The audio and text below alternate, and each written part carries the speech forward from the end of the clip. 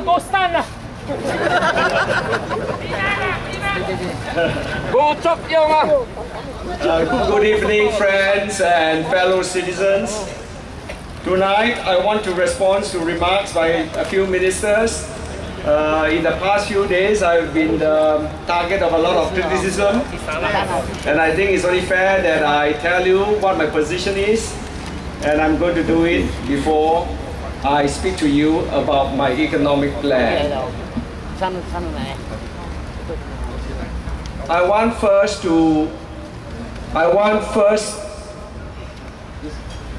to respond to Dr. Vivian Balakrishnan's comment that what I said about investment losses by GIC or Temasek were fabrications.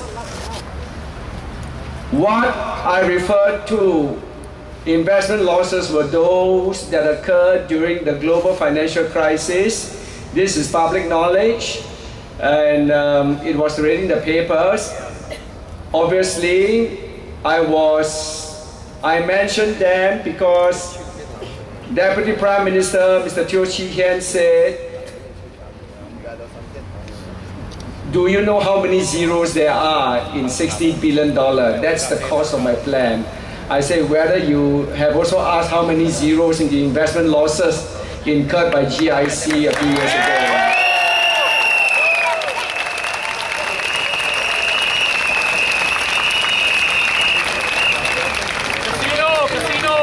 I was referring to the investment losses a few years ago, and now Dr. Vivian Balakrishnan said that these losses have been recovered.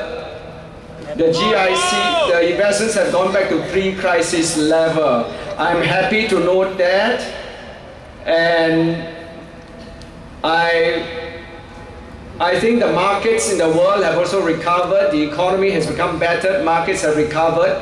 Singaporeans would be disappointed if GIC did not ride the wave of market growth and go back to pre-crisis level. We expect nothing less from the managers of our investments. I will now next turn to Senior Minister Mr. Goh Chok Tong.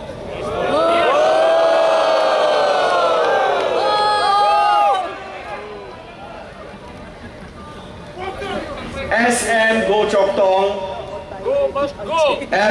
Chok Tong last night said that I resigned from the civil service because he did not think I would make it as permanent secretary.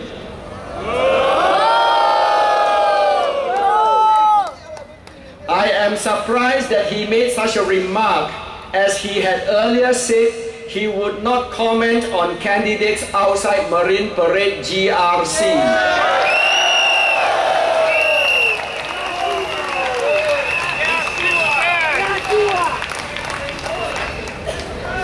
Since he has commented on me, let me tell you my position. I had wanted to resign from the civil service when my scholarship bond expired in 1984. But Mr. Goh asked me to be his principal private secretary to help him lead the second generation leaders in the leadership transition from Mr. Mr. Lee Kuan Yew to the next generation of leaders. I told him that I had no intention of staying in the civil service. He said he needed me for only 3 to 5 years. After which I could leave the civil service if I still wanted to do so. At the end of 5 years, I again expressed my desire to leave the service. He replied that since this was the second time I told him I wanted to leave, he would not hold me back, but would give me his blessing to leave the civil service.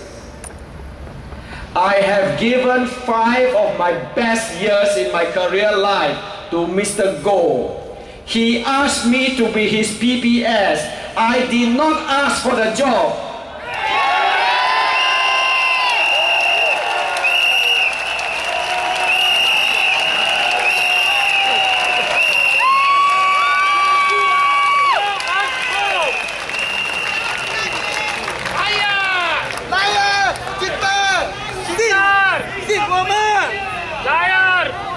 I do not expect such comment from him after 5 years of loyal service. He's a liar! It was not my mission in life to be a permanent secretary.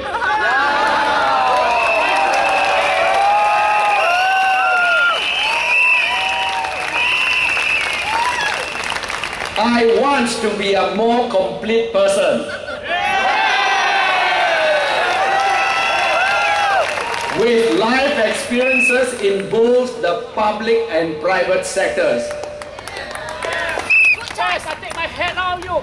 Thank you. Let me now turn to Minister Mentor's remark.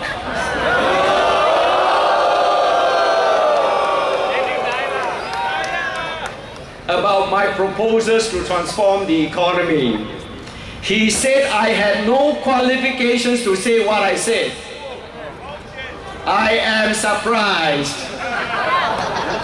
I studied economics at Oxford University.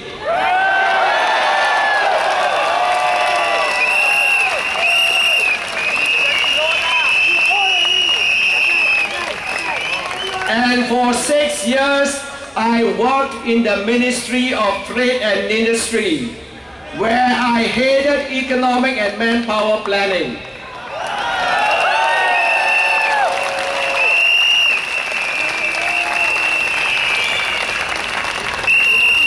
So, I have knowledge of both economic theory and development economics. In addition, my proposals have been endorsed by Lord Butler, who served 3 British Prime Ministers.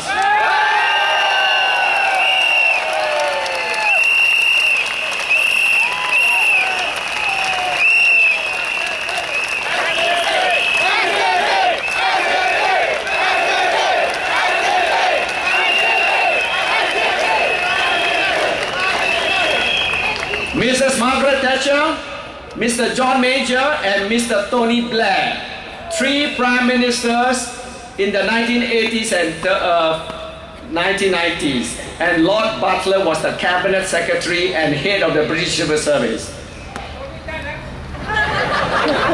He was head of civil service from 1988 to 1998, when the British economy transformed from a predominantly manufacturing-based economy to a knowledge-based economy, which is what I'm recommending for the Singapore economy.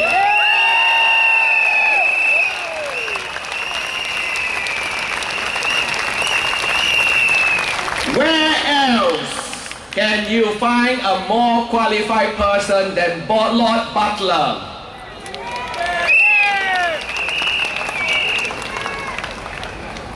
Minister Mentor disagreed with my statement that services is more steady than manufacturing. He said manufacturing is more steady.